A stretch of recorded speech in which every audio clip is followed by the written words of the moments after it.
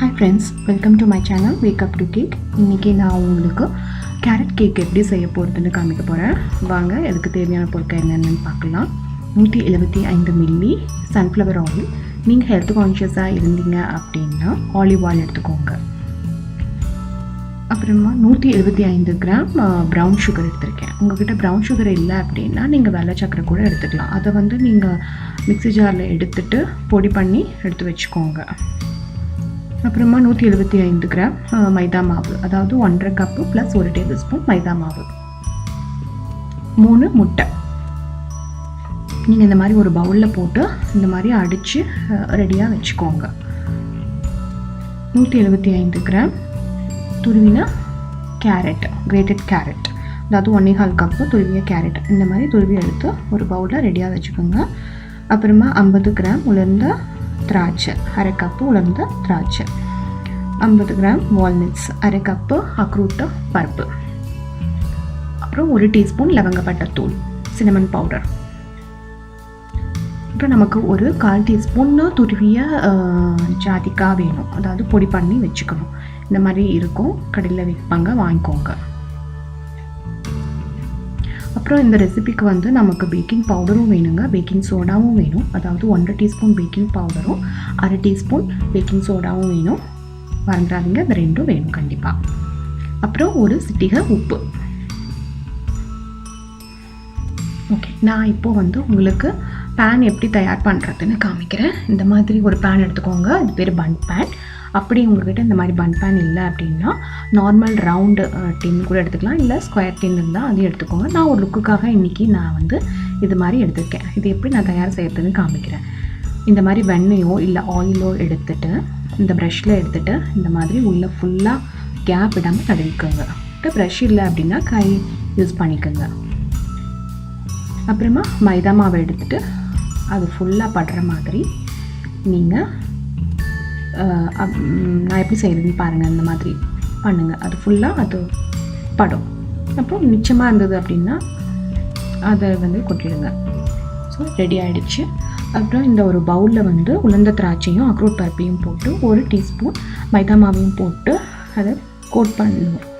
ஏன் இது பண்ணுறோம் அப்படின்னா பேக் பண்ணும்போது அது போய் அடியில் போய் உட்காந்துக்காது, செட்டில் ஆகாது, அதுக்காக இது பண்ணுறோம். இப்போது ஒரு கண்ணாடி பவுலையோ இல்லை ஸ்டெயின்லெஸ் ஸ்டீல் பவுலோ இல்லை தரமான பிளாஸ்டிக் பவுலோ எடுத்துக்கோங்க. எடுத்துட்டு அதில் இந்த எண்ணெய், சர்க்கரை, அப்புறமா முட்டை, இந்த 3ஐயும் ஒரு பவுலில் போட்டுக்கோங்க. போட்டுட்டு இந்த 3ஐயும் நீங்கள் வந்து இப்போ வந்து நல்லா அடித்து விடுங்க. இந்த மாதிரி எடுத்து நல்லா அடிங்க, நல்லா கலக்கணும். இந்த 3ம் நல்லா கலந்துக்கணும். இதுக்கு வந்து எலக்ட்ரிக் பீட்டர் தேவையில்லைங்க, நார்மலாக இந்த இது இருந்தால் போதும். ஒரே டைரெக்ஷனில் பண்ணுங்கள். அப்புறமா கலந்ததுக்கப்புறம் துருவின கேரட்டையும் அப்புறம் அந்த ட்ரை ஃப்ரூட்ஸையும் நட்ஸையும் வந்து போட்டுக்கோங்க. போட்டுட்டு அதையும் கலந்து விட்டுருங்க.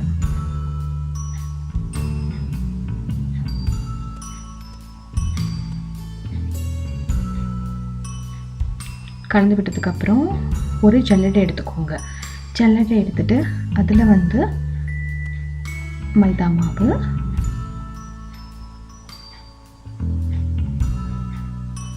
பட்டைப்பொடி, அப்புறம் பேக்கிங் பவுடர், பேக்கிங் சோடா, அப்புறம் உப்பு, இதெல்லாம் ஒன்று ஒன்றா ஆட் பண்ணுங்கள். அப்புறமா அந்த ஜாதிக்காயை நான் டைரெக்டாக அதிலேயே துருவுறேங்க. ஒரு 1/4 டீஸ்பூன் அளவுக்கு துருவிக்கிறேன். அப்புறமா அதுலேயே வந்து சளிச்சு விட்டுருங்க. நீங்கள் இதை வந்து தனியாக கூட எடுத்து சளிச்சு வச்சுக்கலாம். நான் டைரெக்டாக இந்த பவுலில் நான் வந்து சளிச்சுக்கிறேன்.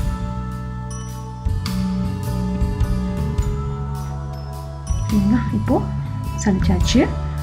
அதை வந்து இந்த மாதிரி ஒரு ரப்பர் ஸ்பேட்டலாக எடுத்துகிட்டு அப்படி ஒரே டைரெக்ஷனில் நம்ம எப்படி பண்ணணுமோ அதே டைரெக்ஷனில் மிக்ஸ் பண்ணி விடுங்க. நல்லா மிக்ஸ் பண்ணி விட்டுக்கோங்க. இப்படி அப்படியே மிக்ஸ் பண்ணக்கூடாது, ஒரே டைரெக்ஷன் தான் மிக்ஸ் பண்ணணும். இப்போது நாம் ரெடி பண்ணி வச்சுருக்க இந்த பன் பேனில் வந்து இதை ஊற்றணும். நீங்கள் வந்து இது முக்கால்வாசிக்கும் கம்மியாக தாங்க ஊற்றணும், இல்லை பேக் பண்ணும்போது அது வந்து வெளியே வலிஞ்சு வந்துடும்.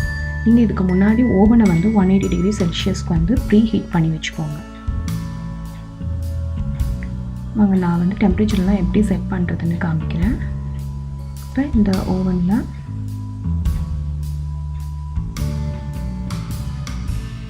நம்ம ரெடி பண்ணி வச்சுருந்த கேக்கை நான் உள்ளே வச்சுட்டேன். ஆல்ரெடி நான் என்னோடய ஓவனை வந்து 180 டிகிரி செல்சியஸில் ப்ரீ ஹீட் பண்ணி வச்சுருக்கேன். பாருங்கள் டெம்பரேச்சர் 180 டிகிரி செல்சியஸில் வச்சுருக்கேன். அப்புறம் கன்வெக்ஷன் மெத்தட் சூஸ் பண்ணியிருக்கேன். இந்த 2 ராடும் ப்ளஸ் பேன் ஹீட் ஆகிற மாதிரி. அப்புறமா 45 மினிட்ஸு என்னோடய ஓவனை நான் செட் பண்ணி வச்சுருக்கேங்க. ஓகே, இப்போது பேக் ஆகி வந்துடுச்சுங்க.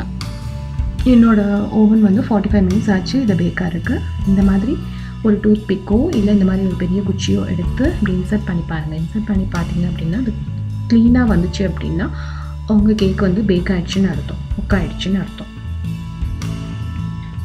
இது லைட்டாக ஆனதுக்கப்புறம் ஒரு 5 மினிட்ஸ் கழிச்சு இந்த மாதிரி ஒரு கத்தியோ இல்லை அந்த மாதிரி நான் ஒரு குச்சி காமிச்சேன்னா அது மாதிரி இப்படி எடுத்து இந்த சைடில் இப்படி எடுத்து விடுங்க. மெதுவாக எடுத்து விடுங்க, உடைச்சிடாதீங்க. இது இன்னும் கம்ப்ளீட்டாக கூலாக இருக்காது. கொஞ்சம் பாதி கூலாக இருந்ததுக்கப்புறம் நீங்கள் இந்த மாதிரி பண்ணிவிட்டு ஜென்டலாக நம்ம வந்து வெளியே எடுக்கணும். மெதுவாக வெளியே எடுக்கணும். லைட்டாக தட்டி விடுங்க. இது பொறுமையாக பண்ணணும். பாருங்க நான் எவ்வளோ மெதுவாக எடுக்கிறேன். வாவ், சூப்பராக வந்திருக்கு. இதுவும் உடையாமல் அப்படியே சூப்பராக வந்திருக்கு கேரட் கேக். இது கூலாகட்டும். கூலானதுக்கப்புறம் நான் கட் பண்ணி காமிக்கிறேன். சாஃப்டாக இருக்குது.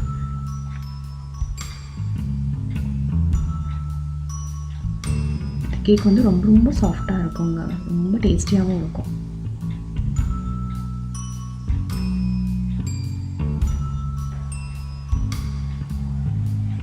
பாருங்கள் எவ்வளோ சாஃப்டாக இருக்குது அப்படின்னு. ஓகேங்களா, இது செஞ்சு பார்த்துட்டு எப்படி இருக்குன்னு சொல்லுங்கள். மறக்காமல் என்னோடய சேனலை சப்ஸ்கிரைப் பண்ணுங்கள். நன்றி, வணக்கம்.